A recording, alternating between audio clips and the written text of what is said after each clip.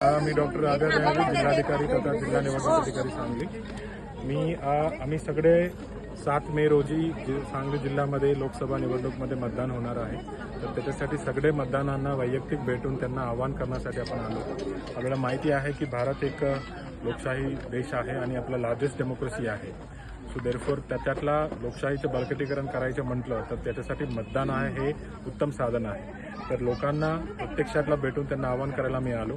याद्वारे मी सर्व जिल्ह्याच्या नागरिकांना आणि मतदार बंधू भगिनींना माझं नम्र विनंती आहे की 7 मे येणारे 7 मे 2024 रोजी जास्तीत जास्त लोक आपल्याला घरातून बाहेर येऊन आपण जवळच्या मतदान केंद्रामध्ये जाऊन मतदान करावा। आपला मतदानची एक्सपिरियन्स चांगला ठेवण्यासाठी आपण सगळे उपाययोजना करतोय।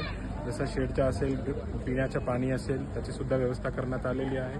त्याचबरोबर एखादा दिव्यांग किंवा गरोदर माता किंवा सिनियर सिटीजन कोणी आला असेल तर त्यांना रांगेतला उभे राहायची गरज नाही, डायरेक्टली ते जाऊन मतदान करू शकतात। आणि याद्वारे मी सर्व मतदार बंधू भगिनी एस्पेशली जे युवा मतदार आहे जे 18-19 आता हे पहिल्यांदा जे मतदान करतोय, माझ्या सगळ्यांना विनंती आहे की जास्तीत जास्त लोक येऊन 7 मे रोजी आपण मतदान करावं आणि लोकशाही बळकटीकरण करण्यामध्ये आपला मोलाचा सहभाग द्यावा। धन्यवाद।